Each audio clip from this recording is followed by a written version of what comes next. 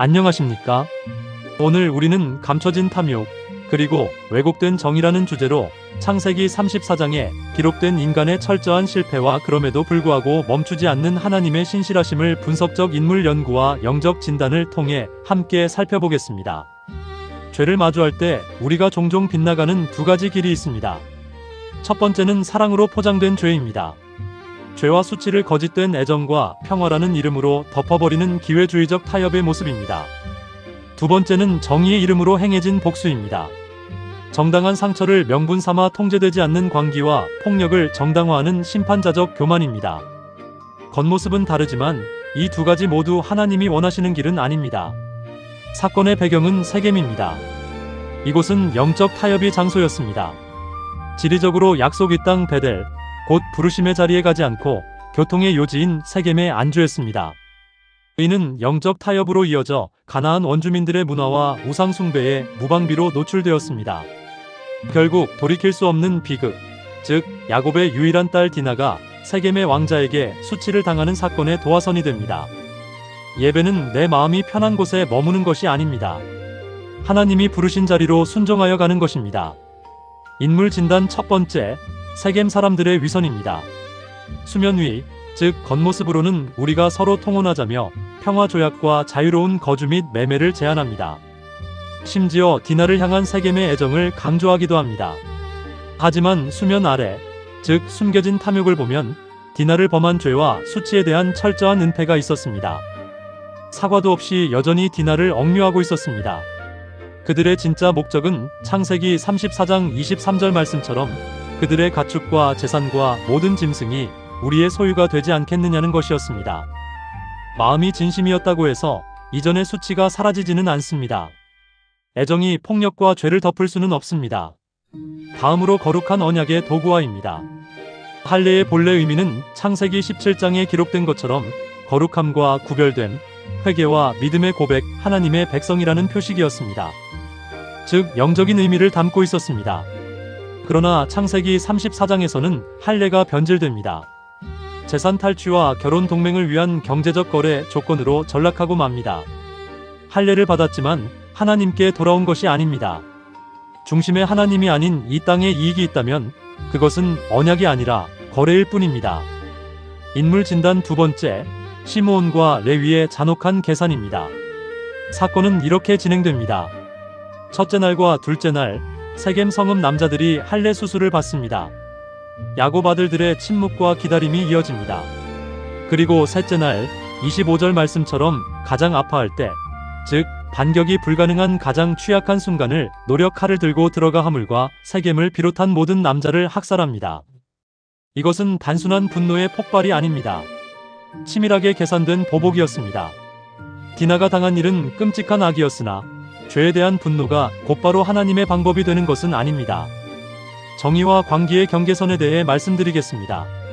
그들은 누이의 수치를 씻겠다는 명분을 내세웠지만 실제로는 통제되지 않은 살육과 약탈을 저질렀습니다.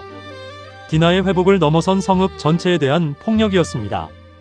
양, 소, 나귀를 빼앗고 성읍과 들에 있는 모든 재물을 노략질했습니다. 심지어 28절과 29절 말씀처럼 자녀와 아내들까지 사로잡았습니다. 사랑을 잃은 정의는 결국 길을 잃습니다. 내 상처가 아무리 정당하게 느껴져도 타인을 무참히 짓밟는 순간 그것은 또 다른 악의 재생산일 뿐입니다. 인물 진단 세 번째는 야곱의 침묵과 생존의 두려움입니다. 그의 중심원에는 내 생존과 가문이 아니, 즉 나와 내 집이 멸망하게 될 것이라는 두려움이 있었습니다.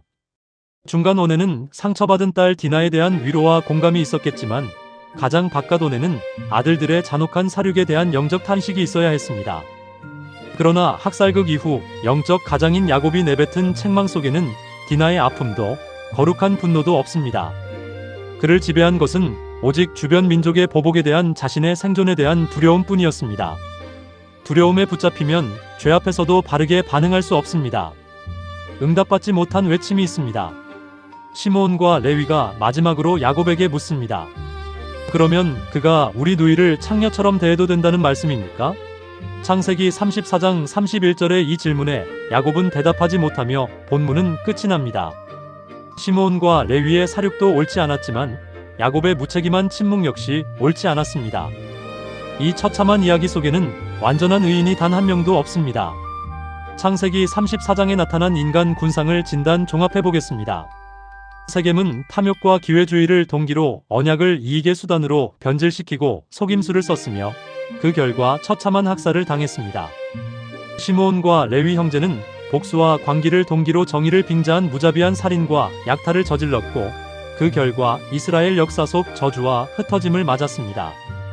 야곱 아버지는 생존을 향한 두려움을 동기로 딸의 고통과 아들의 죄악에 대한 침묵으로 일관했으며 그 결과 공동체의 치명적인 위기를 초래했습니다. 탐욕, 폭력, 두려움.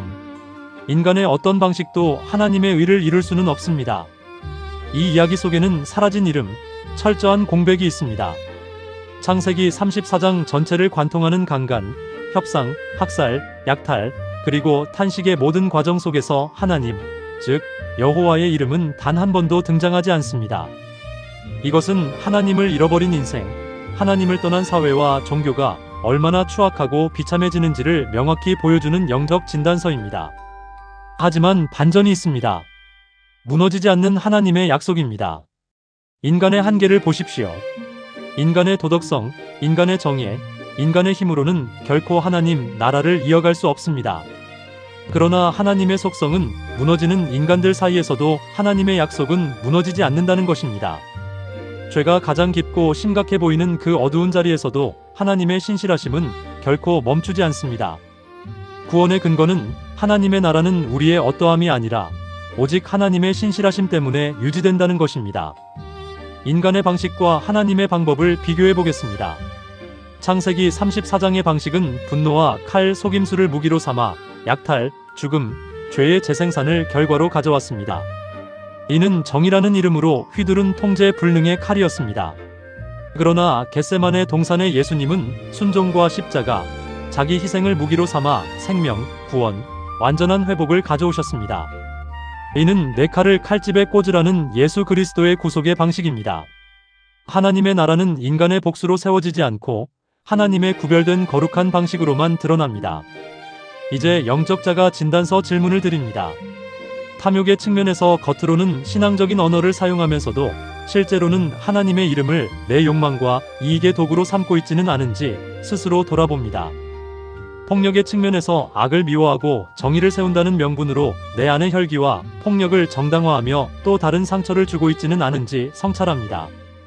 두려움의 측면에서 영적인 분별력 대신 현실적인 손익과 생존에 대한 두려움 때문에 죄 앞에서도 타협하고 침묵하고 있지는 않은지 점검합니다. 복음을 붙드는 삶을 살아갑시다. 우리의 방식은 수시로 무너지지만 하나님은 자기의 약속을 포기하지 않으십니다. 불완전한 우리의 도덕성이 아닌 십자가에서 완성된 예수 그리스도의 신실하심만을 굳게 붙잡으십시오. 주님, 내 안의 탐욕과 분노, 두려움을 내려놓습니다.